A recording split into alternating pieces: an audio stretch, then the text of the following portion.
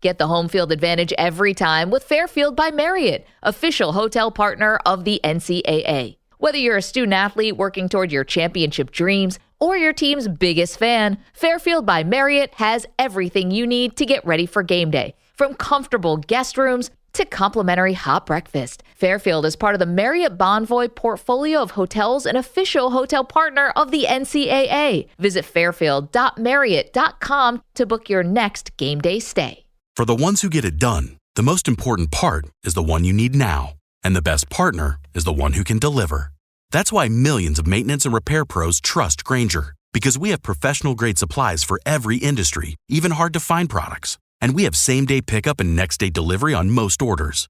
But most importantly, we have an unwavering commitment to help keep you up and running. Call, click Grainger.com, or just stop by. Grainger, for the ones who get it done. Welcome into The Verge, a show which covers the Baltimore Orioles minor leagues. The Verge is part of BSL Radio.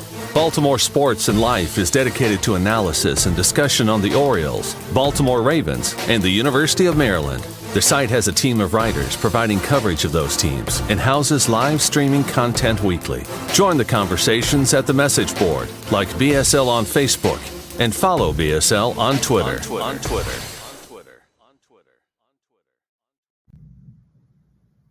Want to make a podcast? Spotify's got a platform that lets you make one super easily, then distribute it everywhere and even earn money, all in one place for free.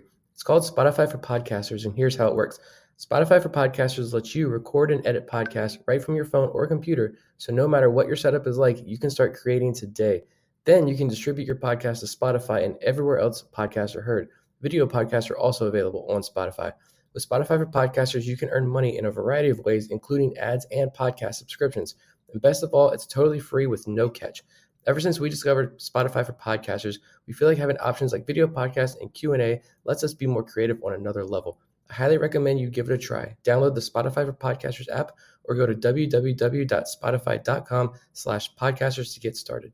Welcome to On the Verge. This is Zach Spedden, joined as always by Bob Phelan and Nick Stevens, and we are happy tonight to welcome a special guest onto our show. He's a left-handed pitcher in the Baltimore Orioles farm system who was acquired last year from the Minnesota Twins as a trade deadline, and according to ESPN is one of the top 100 prospects in all of minor league baseball. He is Cade Povich. Cade, how are you? I'm doing good. How are y'all doing? Good. Thank you for joining us. And I just want to start off, since the trade last summer, you've had to adjust to pitching in a new organization. How has your move into the Orioles system gone so far, and what are you still learning as your first camp with the team gets underway? Yeah, it's been going good. I mean, for the most part, the transition was pretty easy as far as pitching terms being mostly the same. Everything that we look at as far as analytics and stuff, which made it easy. I mean, there's always some new stuff to learn, some differences here and there, but overall, it's been easy. It's been nice getting the adjustment and then being in camp, coming to a 2-week like mini camp over the off season just to kind of get acclimated a little more, and then continue talking to some of the pitching coaches and coordinators, and just seeing their kind of foundation that they like to set for everyone. Was there anything right after the trade when you came over from the Twins organization? Was there anything about how the Orioles kind of work with their pitchers or just the player development process in general that kind of stood out to you initially? Yeah, I mean, they're definitely hands-on. Right away, we got in the coach's office and went over kind of the specifics that they look at, the post-game reports, how they run their pre-game reports. And then for the most part, as far as last season, after the trade, it was really just kind of being myself as we both got to know each other. But, over the off season, just communicating kind of what they had seen, just from like bullpens and different lab work stuff that we done, kind of getting on the same page as far as stuff that we saw, stuff they saw, and then cracking down on that and just communicating everything. We read numerous reports about how your velocity increased after you were drafted. When did the velocity uptick really start and what allowed you to achieve and maintain that? And based on Twitter, we know it's not just bulk strength, right? It's mechanics. Yeah, I mean, mechanics definitely play. I mean, it's weird because I went in the off season after college. I mean, I was still throwing bullpens a little bit just to kind of stay in that ramp up stage in case I needed to throw for any scouts or anybody in particular. So I continued throwing, and then once I got to camp, they after I got drafted, they kind of did like a little deload and then a re-ramp up. Since that was the first year the draft had been pushed back, so it was kind of there's a month or so in between when our season ended and when we actually got into draft camp. But they built us up, and then it was pretty much right away. We were just working on some load stuff, being able to sequence everything, get to my load more, and I mean, on top of just doing some movement drills in the weight room, and then eating and eating the right stuff. Just everything has kind of come together, and continuing to do that has, I think, played a big role in that. And is velocity, is that something that pitchers are just always going to try to improve over time, or is there a certain point where you're happy with where you're at and you're just trying to maintain that? Yeah, I mean, if you ask anybody, I think they're going to say they want to throw harder. I mean, I think it's always something that you're chasing because, I mean, the harder you throw, it makes your stuff play better. But at the same time, you don't want to lose a pitch or two because they're not moving the same because of that. So it's a little bit of both. You're always chasing it, but you're also always making sure your command stays there and you're able to throw all the pitches with the same shape, if not better than you have before. You went on Locked On Orioles, podcast hosted by Connor Newcomb last September, and mentioned that the Orioles didn't alter what you were doing too much in the immediate aftermath of the trade. Has that changed much since last season ended? Yeah, a little bit. I mean, it's still kind of in that area of they like where I'm at, and so they're not going to change too much. Obviously, there's always room of improvement, which we hammered away in the off season. You know, just it gets to a point where it's just like minimal things. Just trying to get a little bit more separation, work on the load a little more, get better on the front leg, and then pitch wise, it was mostly just hammering away at the changeup, and then working back into the cutter since I brought that back after the trade. It's prospect list season for the fans. I know some of you guys pay attention more than others to this stuff, but you were number 54 on ESPN's list written by Kylan McDaniel. Were you surprised? Loaded question there. Were you surprised to see yourself on that top 100, so high on that top 100 list? And kind of between that and then being the centerpiece of a really big trade, especially in the eyes of Orioles fans here, does it add any pressure to yourself for this upcoming season? Yeah, I mean, I guess it was a little bit of surprise just being not on any of the other ones, and then seeing that one and being so high, which, I mean, it's an honor, but it's also not something I look at or try and hold myself to just because that's not the end goal. The end goal is not to be a high number on a prospect list. You know, it's to make it to the league and stay there. But, I mean, it's definitely an honor. Does it add pressure? I mean, not really. I feel like there's always people that are going to speak really highly of you and think like you're the best thing, and then there's also plenty of others that think you're the worst of everything. So really, I just like to look at the people that don't think I'm going to make it or don't think I'm that, like just like when I was younger, and try and just continue to prove them wrong, and just try and prove to myself that I can do this, and yeah. Good answer.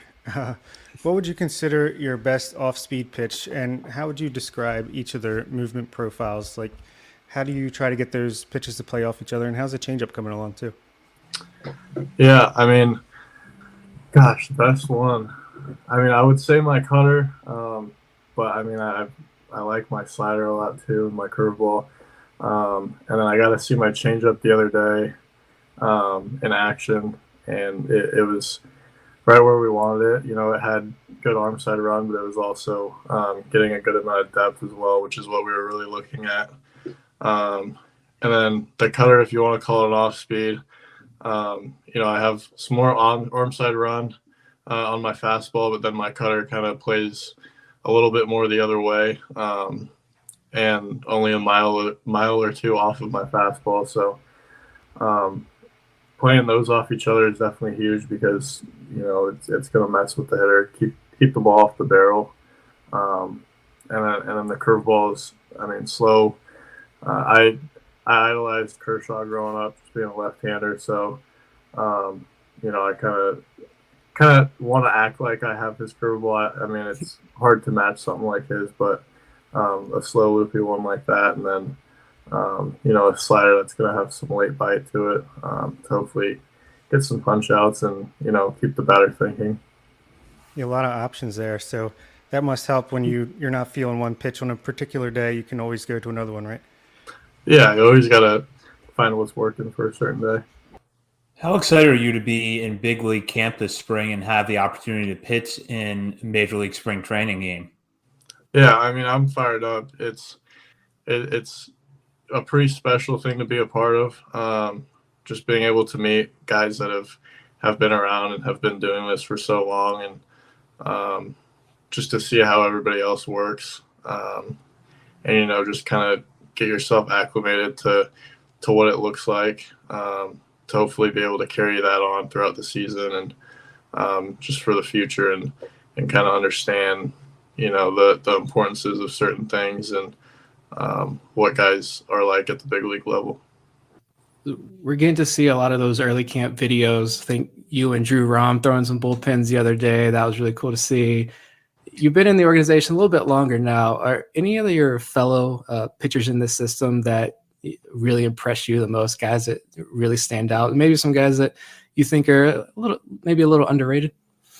Yeah, I mean, I obviously got traded, and me and Chase McDermott were two that, we roomed together the first however long we were in Aberdeen, and then when we got moved up to Bowie, we were pretty much just together most of the time, being the two that got traded. And I've definitely been impressed from seeing his first start, just the way his stuff moves, and the way he's able to control and rack up a bunch of punch outs. I'm not sure the number for sure, but I know last year he had a high Cade K per 9 rating, and he's nasty, and I definitely think he's obviously up there, and I'm excited to see and hopefully continue playing with him and see his stuff throughout a whole year. Yeah, I don't know how he gets his fastball to rise at the very last second. A lot of hop on that thing. And on the opposite end of the Orioles position player prospects, who would you least like to pitch against with the game on the line? And maybe you did it at one point before you got here, but what do you think? I mean, last year, at least towards the end of the year, Connor Norby, it was just unbelievable to see him start off every single game. It was either a big hit double or it was a home run to start the game. As a starting pitcher, I would hate to walk up there and see him leading off and know that, especially with how hot he ended the year. Kind of veer down more towards non-on-the-field related questions, at least some of them. When you want to unwind and step away from baseball for a night, what's your go-to non-baseball activity? There's a few. I'm big into just kind of relaxing and just kind of hanging out in my room or maybe outside, sitting by the pool, just getting some sun. I'm also a big golfer. I like to golf a lot. And then also big movie watcher as well. So usually on an off day, I'll get a movie or two in. That's Bob's area. I don't know if Bob want to follow up with the movie questions there. Yeah. What was your what's some of your favorite movies from last year? Big Back to the Future fan. That's probably my number one. Yeah, can't go wrong there. Nice. I was going to say you're not gonna sit down with Gunnar Henderson and Colton Cowser and put together some huge Lego sets. I might have to, maybe one day. Any controversial food takes on your end? Anything crazy that people look at you kind of weird, but you're like, no, you got to try it to believe it? I don't know about trying to believe it. I know I get some weird looks or questions throughout a game. I'm a big, like, in between innings, eating Skittles before the game, in between, during the game, which is kind of like, I guess, a routine now for me. I don't know if that's controversial, but definitely get some questions sometimes. I used to go with the Mike and Ike's on the bench, but was baseball always your dream as you were growing up, or did you ever envision yourself in another career, or was this it, or was it golfing? And then, yeah. I mean, I played basketball and football a little bit growing up, but yeah, I mean, my dad was a select ball coach growing up, and coached high school as well, and I was just around the game a lot.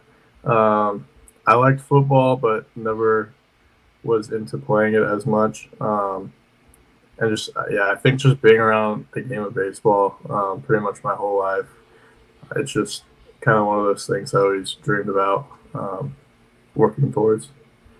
So outside of baseball, what's your favorite sport and team to watch? I know you just mentioned you're a football fan.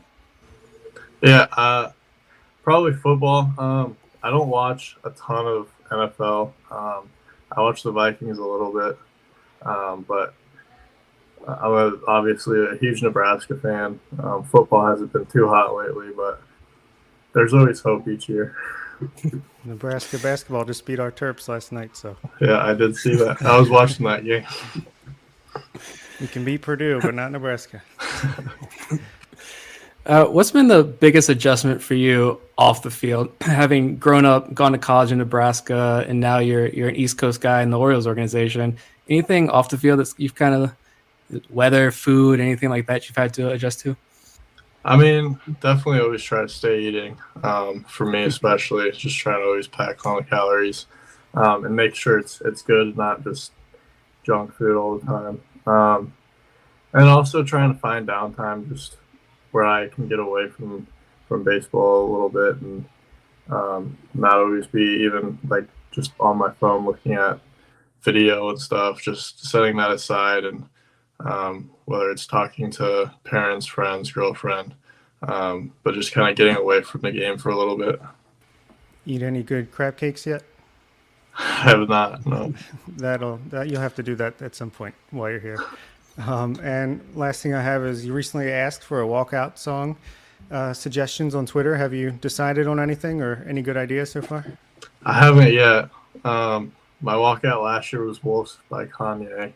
I've been slowly trying to go through what people have said, so we'll see. It might stay the same or it might change to one of those. I'm still trying to decide. Sounds good. So, Cade, before we wrap up, what are your big goals for this season? Looking ahead, it's going to be your first full season in the Orioles organization. What are going to be the big things that you're focusing on where you really want to get better? Yeah, I mean, overall, I'd say it's consistency. I think there's a few times last year where I'd get streaky, where I'd put it together a few good starts and then, have a rough one and, work my way back up to it. But I think overall it's just trying to stay consistent with what I'm doing, with my mechanics and not trying to overthink and look at other guys or look at other players and become someone I'm not. Just trying to stay true to myself, trying to get better after each game, and then, just hopefully try and keep moving up best I can. Majors in 2023? That's always the goal. Well, Cade, thank you so much for joining us, and best of luck this season. We'll certainly be pulling for you here. Thank you. I appreciate y'all having me on. Thank you. That'll do it for this week's episode of On the Verge. Be sure to check out our Patreon page where you can help show your support for the show and get bonus content, including monthly top 50 updates to our prospect list and daily game recaps during the season, and much, much more. Happy holidays, Shaq here.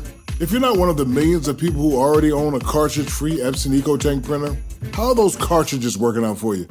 They still run out of ink at the worst possible time? And doesn't it drive you crazy those little things cost a fortune?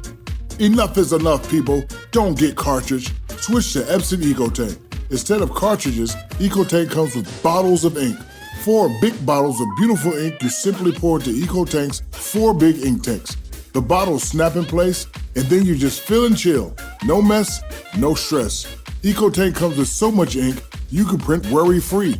Your homemade holiday cards, invitations, photos, recipes, grandma's recipes, my secret fruitcake recipe. Deep fried. With EcoTank, you can even print from your phone. So come on, people, don't get cartridged. This holiday season, switch to Epson EcoTank. Just fill and chill. Check it out at EpsonEcoTank.com.